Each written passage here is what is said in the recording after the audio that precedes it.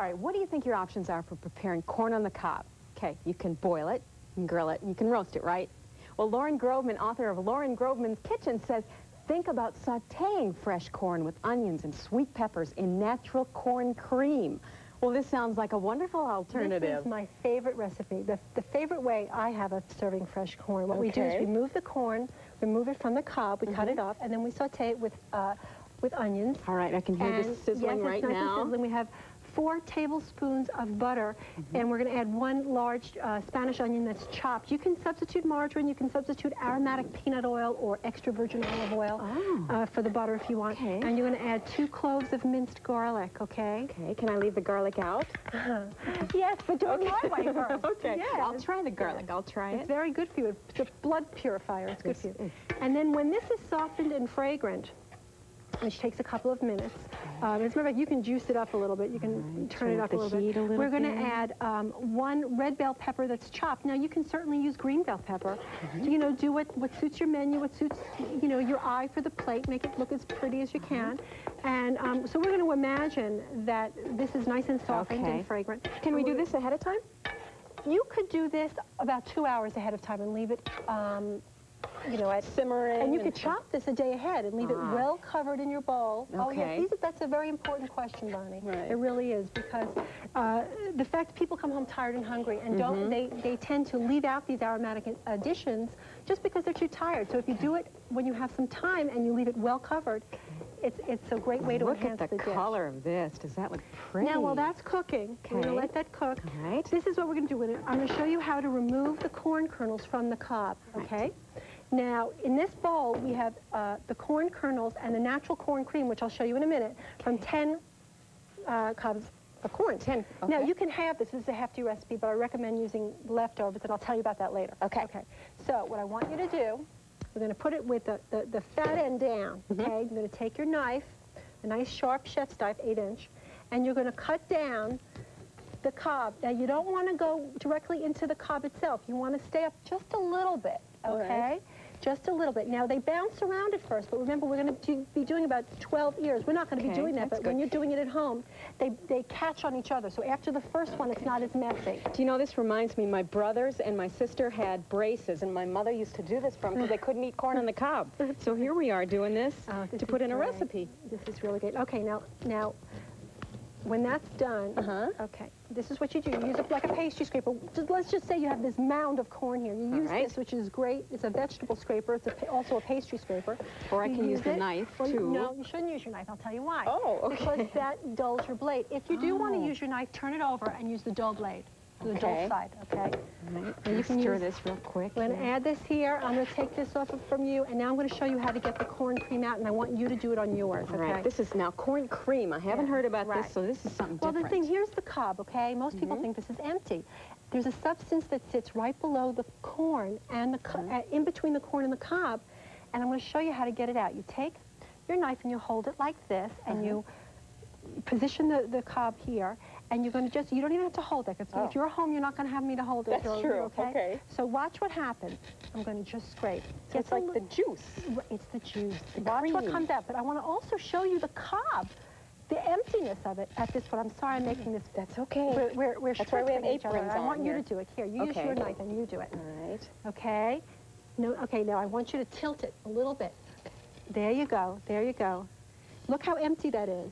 Those are empty pockets. Now, I'm thinking of this as pretty much a summer dish because corn really isn't available all year round, or is it? Well, until recently, this country, the majority of our corn was supplied by Ohio and New York, which of course made it a summer vegetable because of climate. But now, thanks to Florida growers, virtually we can get fresh corn almost all year. And better than ever, they've developed this breed of corn that's called Florida Sweets. Oh, okay. So we'll have to look for that then. And what's so good about it is it's got twice the sugar content of regular corn. Okay. Can we use frozen corn for this? You can, yeah, but don't thaw it out. You want to add that to your... Okay. To your... So we're ready here. You just stir that all in. Don't thaw my frozen corn if I'm going to use that instead. No, you'll keep better texture if you just stir it in right from the freezer. This smells wonderful. Right, you stir it all up. Boy. And while you do that, I'm going to chop up some parsley for garnish. But not only is the Florida Sweets have a higher sugar content, but the best part about it is that the sugar converts to starch at a much slower rate. So it means it lasts better, it stays crisper longer from picking, shipping, sitting in your store until you get it in your kitchen. Okay. Now, what kind of a main course would we serve this with? Oh, anything grilled, broiled, roasted. It's just a like beautiful a pork chop, everything. or chicken. Chicken. Oh, boy. Fish. Wonderful. There's a lot of it, too. Look at all this. Right. And that's for a reason. You can have it. But I suggest that because the next night, what you can do is you just throw some into soup, you can throw it into your salad, or you can make corn and crab cakes.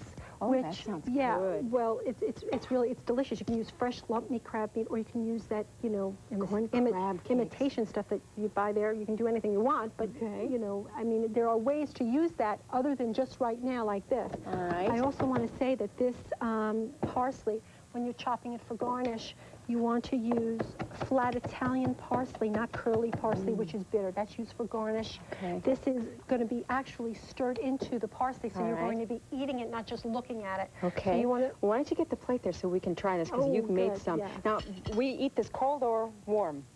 Preferably, under these circumstances, you preferably eat it hot. Hot. Okay, reheat it. Well, there's your portion, and here's mine. So let me give this a try. Like I said, it smells great.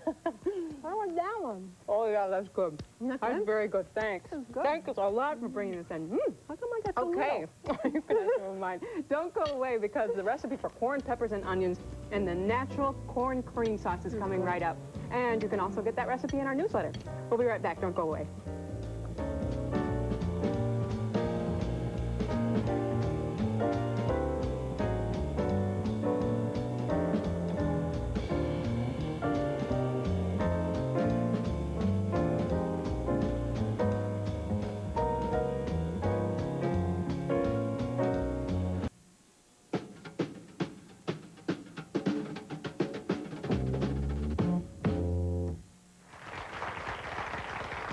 I think just about everyone has something they want to hide in a room somewhere in their house. Okay, with me, it's a hamper full of dirty clothes. For you, it might be an unused fireplace or maybe a workspace. We caught up with Rachel Valpone, who showed us a neat solution. A movable investment.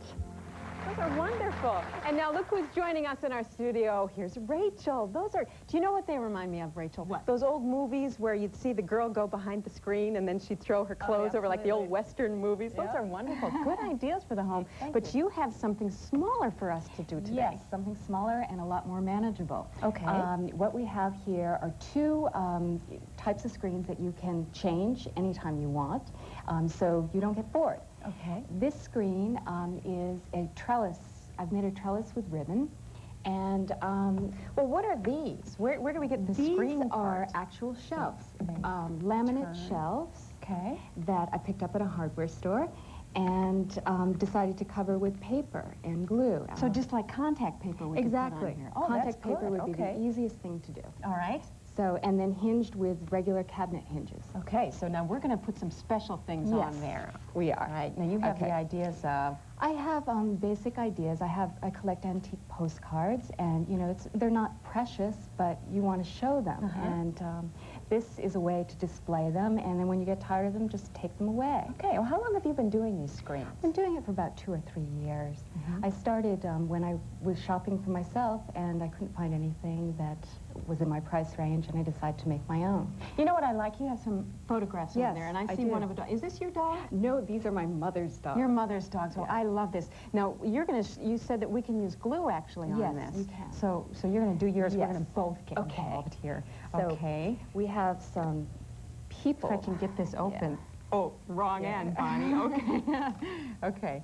So we just have glue sticks. We have glue, and we have these photo tabs that we put on the corners. Exactly, and you can pick them up at any photo store and just kind of stick them in the corners. Just put the glue all over the photograph? No, Oh, on just the tabs. the corners. On the tabs. Okay. You want to keep it a temporary arrangement. Oh, I see. Oh, that's a good idea. So once we put the photograph on here, we don't have to worry about it. Exactly. Okay. Because then you can always slide the photograph out.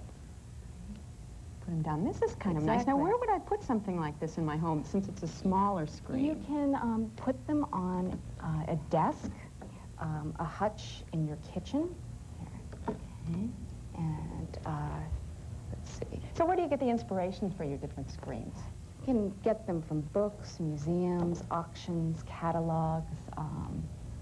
So the difference between these are that we aren't necessarily trying to hide a space in the home. No. We're trying to show things Exactly. on the screen, and they're part of decorating. Exactly. So that's why we want to put on things like photographs, and we had our postcard here. And what are some other things we can put on the screen? You could do a display of antique buttons. You could do a display of, let's see, tie. If you wanted to create something to show off your husband's ties or your boyfriend's ties, you could, you know, build a little hook and display those, or jewelry, so you don't forget what you have in Oh, the I stores. like that idea, putting the jewelry out there. Yeah, and also the idea of the postcards. And you had a pin over there, too. That's what we were Yes. talking about, that, gosh, we can have some beautiful pins, Exactly. but you don't want to wear them all the time. So, Exactly. well, wonderful ideas. Thanks you. for bringing these in, and I love the big welcome. ones, too, but also the little ones. Thanks so much. And all this information will be in our newsletter, and we'll tell you how to get to that later in the show.